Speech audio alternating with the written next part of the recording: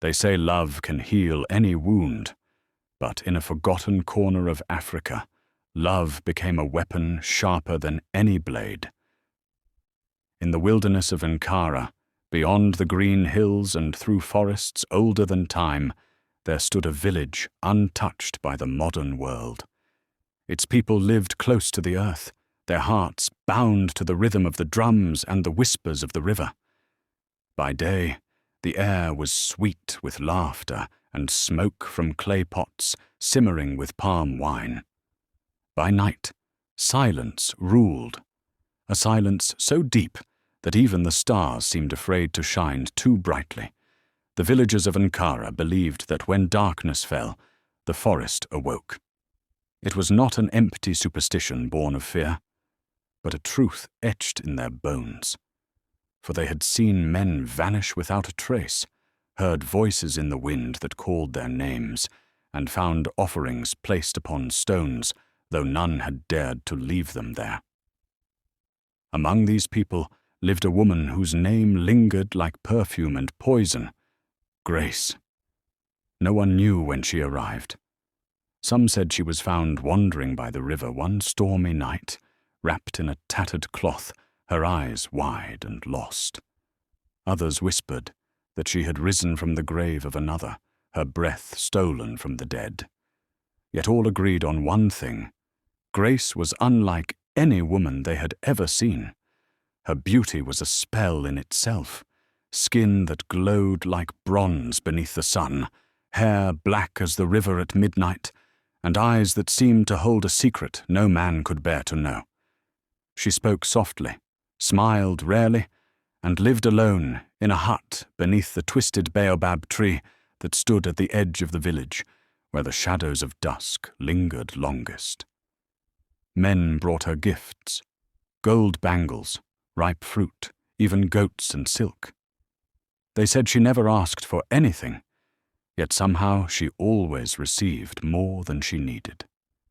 And one by one, those who sought her love disappeared. Some were last seen walking into the forest at dusk, others near the river when the moon was full. The only traces found were footprints that ended at the water's edge, and small drops of blood scattered on the stones. The elders warned the young men not to meet her eyes beneath the moonlight. But men are often fools when beauty calls their name. For years Grace lived in silence, her mystery deepening like a wound that refused to heal. The village avoided her, yet they could not stop speaking of her. She was the ghost that haunted their dreams, the whisper that returned with every storm. Then, one season, a man named David returned to Ankara. He had left the village long ago to seek his fortune in the city, a place of noise and steel where men worshipped reason instead of gods. He came back a changed man, educated, confident, certain that the stories of spirits and curses were mere shadows of ignorance. He believed the world belonged to those who dared to defy its myths. But there are truths that defiance cannot conquer. On the night the storm broke, David was caught beneath the fury of the heavens. Rain slashed the earth like knives, thunder rolled across the sky, and lightning split the ancient baobabs. Seeking shelter, he ran toward the sacred river, a place forbidden after dusk. And there, through the silver flash of lightning, he saw her. A woman lying motionless on the riverbank, her dress torn, her hair tangled with leaves. Her body trembled as if caught between life and death. David rushed to her side and lifted her in his arms. Her skin was cold, her lips blue, yet when his hand brushed her face, she stirred, slowly, painfully, and opened her eyes. In that moment, something ancient stirred too. He carried her back to his hut, ignoring the storm and the chill that crawled up his spine. The elders warned him the next morning. No good comes from touching what the forest rejects. But David was not a man of superstition. He believed he had saved a woman in need. He did not yet know he had awakened a curse that slept beneath the soil. Days passed, and Grace grew stronger. Her voice returned. Soft, melodic, hypnotic. She spoke little of her past, always turning her eyes away when asked where she came from. And yet, each day, David found himself falling deeper under her spell. He told himself it was love, the kind that defies reason, the kind poets die for. But soon, the air around her began to change.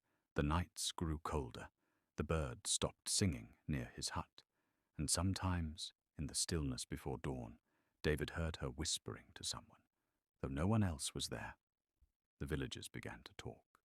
They saw Grace walking by the river at night, her reflection glowing crimson on the water. They said the river was shrinking, that fish floated lifeless to the surface, their silver scales turning black. Then the children began to fall ill. Goats were found dead, drained of blood but untouched by teeth. The elders gathered by the shrine and said the gods were angry, that someone had disturbed the balance between the living and the dead. David refused to believe them. He held Grace close and promised himself that love could not be a curse. But deep in his heart, fear had begun to grow. One night, when the moon burned red over the hills, Grace left the hut without a word. David followed, careful not to be seen. Through the fog he crept, past the stones carved with symbols he could not read. The forest was alive, whispering his name, shifting in the dark. Then he saw her. Grace stood before the sacred river, her arms raised to the sky. Before her was a bowl filled with thick, dark blood. She was chanting in a language that made the air itself tremble. The river began to glow, swirling crimson beneath the moonlight. And when she bent over the bowl, her reflection was not her own. It was a skull grinning up from the water. David froze. His breath caught, and though he tried to step back, the earth seemed to hold him in place. Then Grace turned her head, as if she could feel his fear from afar. Her voice, calm, cold, sorrowful, carried through the trees. That night, the drums of the ancestors beat louder than thunder. David ran. Branches tore at his skin, shadows chased him through the forest, and every whisper of the wind seemed to call his name. When he reached his hut, he locked the door and prayed for dawn. But sleep would not come, for when he closed his eyes, he saw her, not in the flesh, but in the mirrors of his mind. Her smile lingered like the edge of a blade, and from that night forward, Grace was no longer just a woman he had saved. She was a spirit bound to him by blood and by desire. The curse had taken root. By the next morning, Grace was gone. No footprints, no scent, no sign of her. Yet David felt her everywhere, in the chill that clung to the air, in the whisper that echoed in his dreams. When he awoke, there were red handprints on his walls, and the sound of drums pulsing faintly through the dawn mist. The villagers came with torches, shouting that the witch had returned. They accused David of bringing evil into their homes.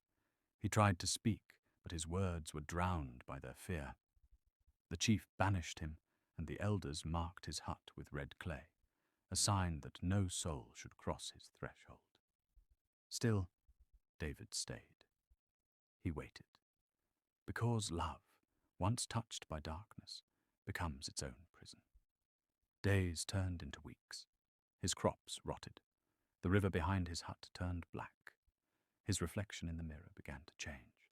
First his eyes, then his smile, until one night he saw not himself, but Grace staring back at him. He smashed the mirror, but the image didn't vanish. It was inside him now. The storm came again. The wind howled, carrying her voice through the cracks in his walls. She called to him, soft at first, then louder, pleading, aching. He could not resist. Barefoot, trembling, He walked into the night. The forest opened for him like a wound. The ground pulsed beneath his feet, and the trees leaned close as if to watch. He reached the sacred clearing and found her there. Grace stood before the ancient tree, half woman, half shadow. Her eyes glowed silver, and her tears fell like burning stars. She spoke, and though her words were lost to the wind, he understood their meaning. She had been cursed long ago for loving a mortal man. The gods, in their cruelty, had bound her spirit to the river that claimed her life. She could never rest until another heart offered itself freely to her. David's heart broke with pity and love. He stepped closer, knowing there was no return. He told her he would set her free, and though her shadow screamed for him to stop, she wept and tried to push him away, for she knew the price of his mercy. The gods demand balance, blood for blood, love for love. David drew the sacred knife, the blade once used by the elders to mark the chosen. It glowed faintly, symbols alive with fire. With steady hands, he pressed it to his chest. Grace cried out, her voice shattering the night. But David smiled. He whispered her name once, a name that now belonged to both life and death. Then the knife fell, and the storm swallowed his cry. The earth trembled. The river turned red, then clear. The shadows broke apart and vanished into mist. Grace knelt beside him, her form softening, the curse unraveling with every heartbeat. She kissed his forehead, her tears mingling with his blood. "You freed me," her spirit whispered, and as dawn touched the sky, both were gone.